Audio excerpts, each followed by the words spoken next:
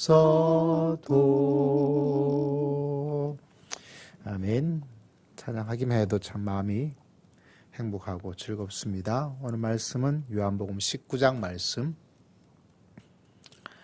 요한복음 19장 말씀을 함께 보도록 하겠습니다. 요한복음 19장 1절에서부터 7절까지 말씀, 신약성경 180면이 있습니다. 요한복음 19장 1절에서부터 7절까지 말씀. 자, 우리 함께 읽겠습니다. 시작. 이에 빌라도가 예수를 데려다가 채찍질하더라.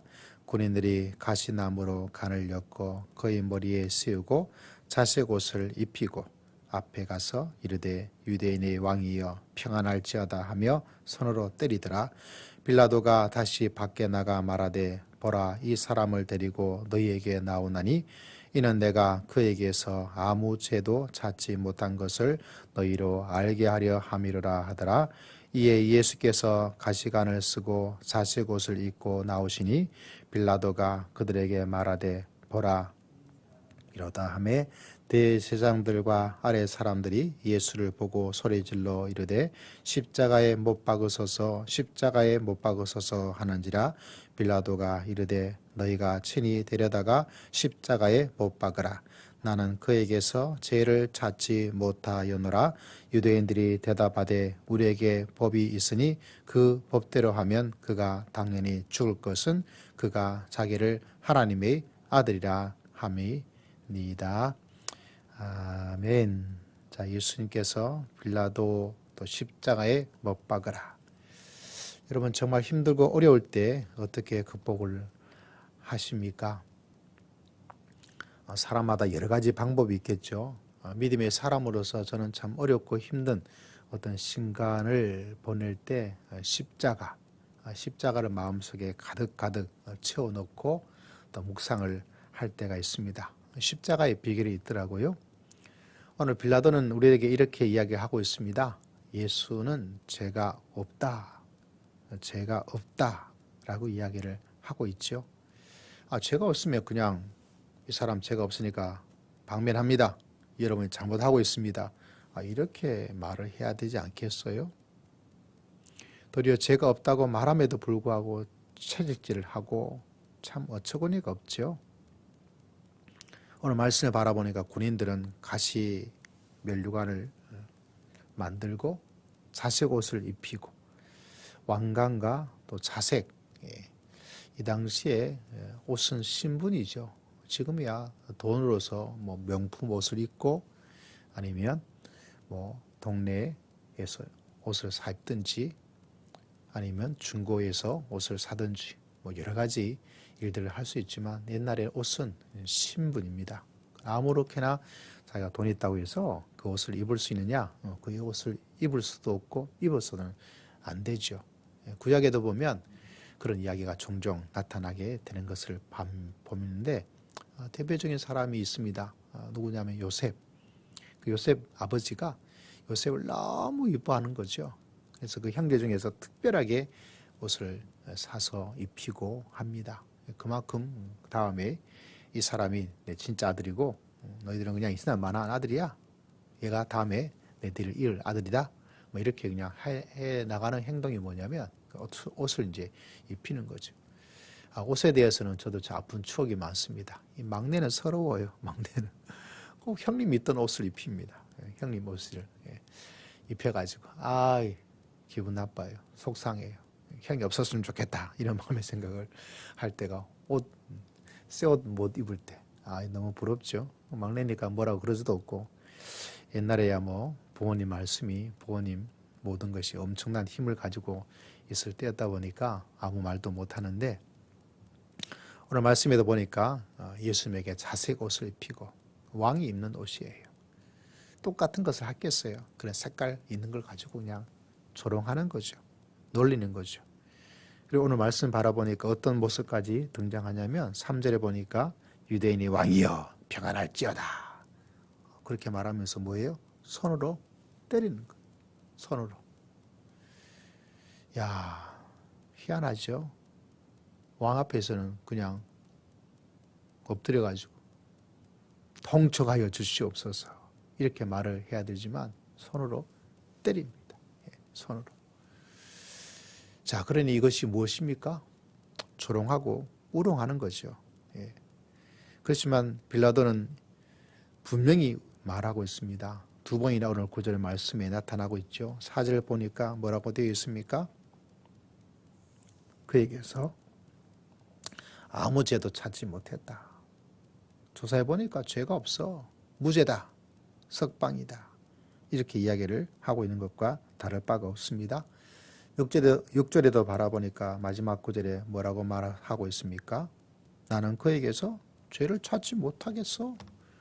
조사해 봤는데 죄 하나도 없던데, 조사해 보니까 아무런 잘못이 없는데 왜 너희들은 자꾸 죄가 있다고 말을 하냐? 나는 죄를 찾을 수가 없어. 아무런 죄를 찾지를 못해서 이렇게 이야기를 할 수밖에 없습니다.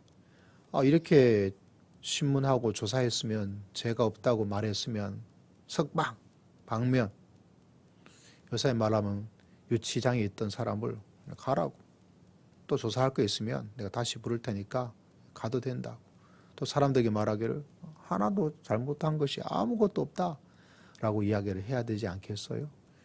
그렇게 용기 있는 결단을 내려야 되지 않겠습니까? 그런데도 나중에 보는 것처럼 빌라도는 그러지 않습니다. 왜냐하면 빌라도의 관심은 이 사람이 죄가 있냐 없냐 이거보다, 내가 이렇게 로마의 총독으로 와 있을 때에 그 유대지에 그 많은 반란, 많은 독립투쟁이 있었어요. 그게 밀란이 없는 게 중요합니다. 근데 보니까 대제사장부터 시작해서 흔히 말해서 권세가들이, 지도층들이 막 들고 일어나고 백성들도 난리하고, 이 인간 하나, 죄가 없는 인간 십자가에 못 박도록 내버려 둬도 상관없지. 중요한 것은 밀란이 일어나지 않는 것. 내가 청도로 있을 때 내가 이 말씀꾸러기에 있는 이 유대 땅을 내가 잘 통치하였다.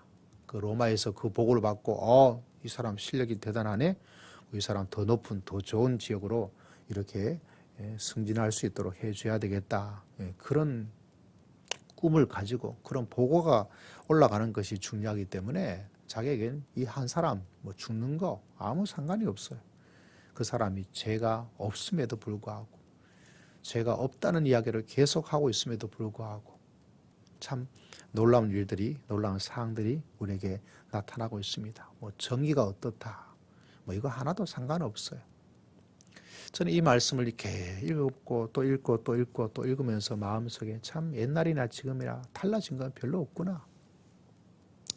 예수님께서 계실 그때에 일어나는 사회적 차별, 돈이 있으면 죄가 없고 돈이 없으면 죄가 만들어지기도 하고 조작해 나가기도 하고 뻥튀겨 나가기도 하고, 그걸 이용하는 권력자들, 그걸 이용하는 재판, 그걸 이용하는 검찰, 그걸 이용하는 정치 세력들, 이런 여러 가지 것들을 보면서 이거 수천 년이 지난 이 가운데도 그때 일어났던 일이나 지금에 일어난 일이나 참 나아진 것은 없구나. 상식이 통하는 것도 아니고, 법이 있지만 법이 있는 것도 아니고, 탐욕과 부정부패는 그 앞에서 모두가 무너지게 되어지고, 힘이 없는 사람은 억울하게 살 수밖에 없고, 원통하면서 살 수밖에 없고, 속으로 끙끙 앓으면서 살 수밖에 없고, 이걸 뒤돌아보면서 막 마음이 아프고 속상하기도 하고, 사회가 발전한 건가 이런 마음의 생각이 들기도 하고, 우리 인생에서 이럴 때가 있죠. 여러분도 한평생 살면서 사회에서, 직장에서, 가정에서든지 혹여나 또 교회 안에서도 살다 보면 이렇게 참 말도 안 되고 참 힘들고 어렵고 상식이 통하지 않는, 법이 있지만 법이 통하지 않는 그런 일들을 만날 때가 있습니다. 해결할 수가 없어요. 해결할 수가. 이때 여러분 십자가를 바라봅니다. 왜냐하면 십자가를 붙잡으면 십자가가 내 인생의 지팡이가 됩니다.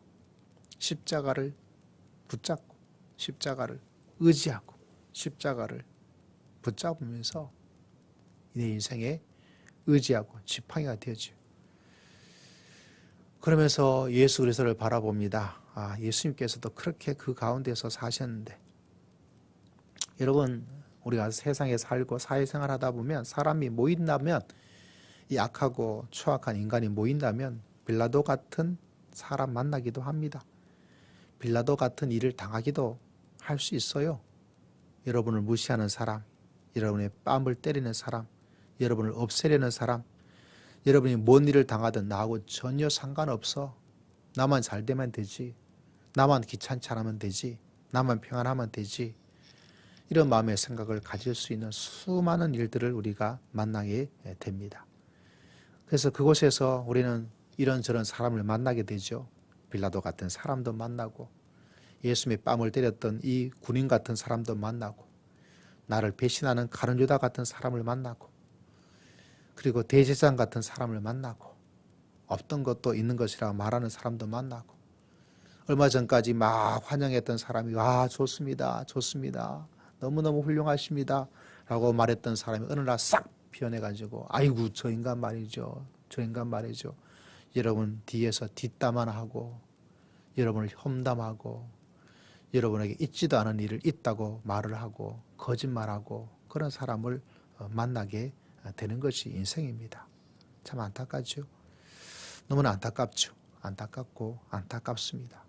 여러분 꼭 기억하셔야 됩니다. 예수님도 그런 사람을 만났어요. 우리도 그런 사람을 만납니다. 사람들은 언제나 변심하고 배신하고 추악하고 더러운 그런 사람을 만날 때가 있습니다. 여러분이 그런 말을 하지 않았음에도 불구하고 그런 말을 했다고 말하고요.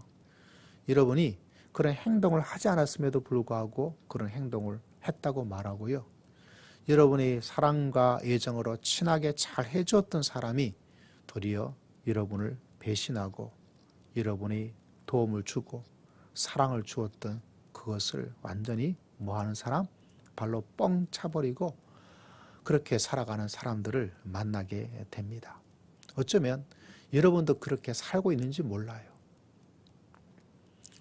내 자신이 바로 빌라도가 되고 가룟유다가 되어지고, 예수님의 뺨을 때리고 예수님을 손으로 때린 그런 사람으로 살고 있을지 몰라요.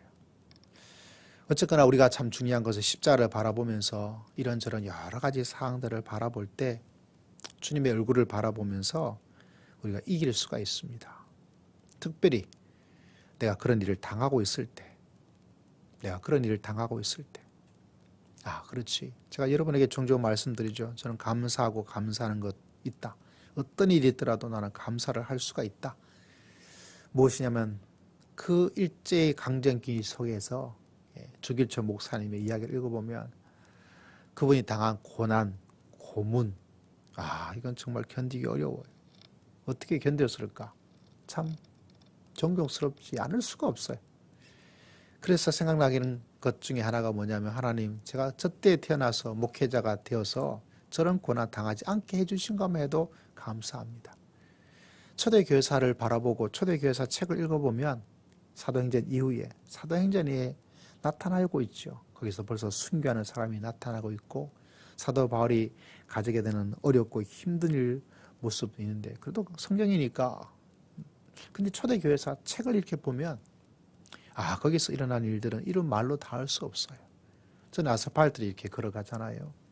옛날엔 지금처럼 이런 아스팔트 저렇게 사용하지 않고 저거가 불이 잘 붙잖아요. 저걸 이렇게 사람에게 다 해가지고 거기다가 불을 질러버려요. 내가 보는 눈앞에서 사람이 그렇게 죽어요. 얼마나 끔찍합니까?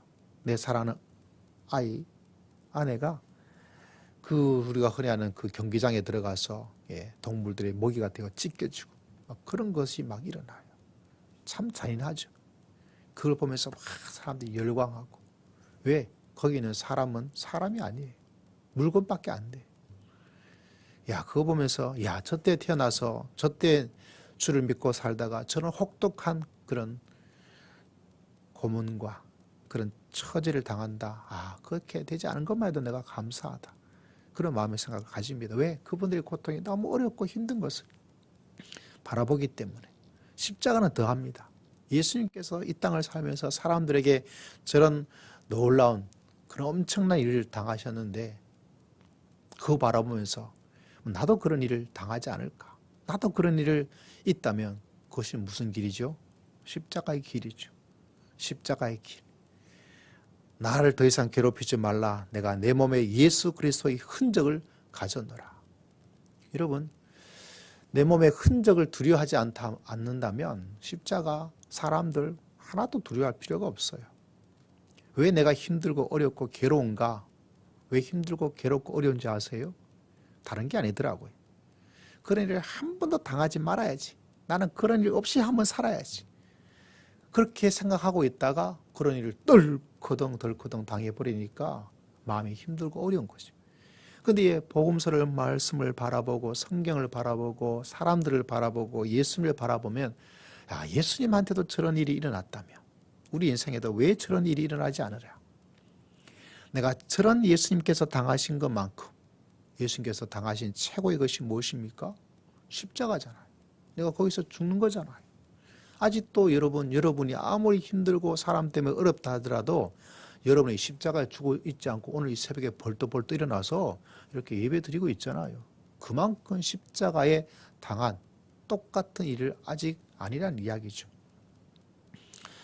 제가 아무리 힘들고 어려워도 주길처 목사님처럼 뭐 가서 몽둥이 찜질 당하고 고춧가루 대고 매달아 놓고 매질 당하고 그런 거 없어요. 초대교회 사도행전 이후에 성경 바라보니까 어때요? 수만 가지 그거 없잖아요. 내가 살면서 저 정도까지 아니면 된다. 저 정도까지 아니면 된다. 가룟 유다 같은 사람 만날 수도 있고 대제사장 같은 사람 만날 수도 있고 군인처럼 그렇게 행동하는 사람 만날 수도 있고 베라도 같은 사람 만날 수 있고 그럼에도 불구하고 내가 아주 십자가에 못 박아서 죽지 않고 내가 아침에 일어나서 밥 먹고 내가 아침에 일어나서 새벽에 예배 드리고 내가 아침에 일어나서 말씀 준비하고 기도하고 어제도 제가 빗जार 하나 사들고 동네 다니면서 기도를 했어요. 뭐 그렇게 살아가고 그러면 됐지. 나는 십자가를 짊어지고 나아가리라. 그 정도 아니면 괜찮아. 그 정도 아니고 나머지 것들을 내가 다 괜찮아. 그러면요. 괜찮아요.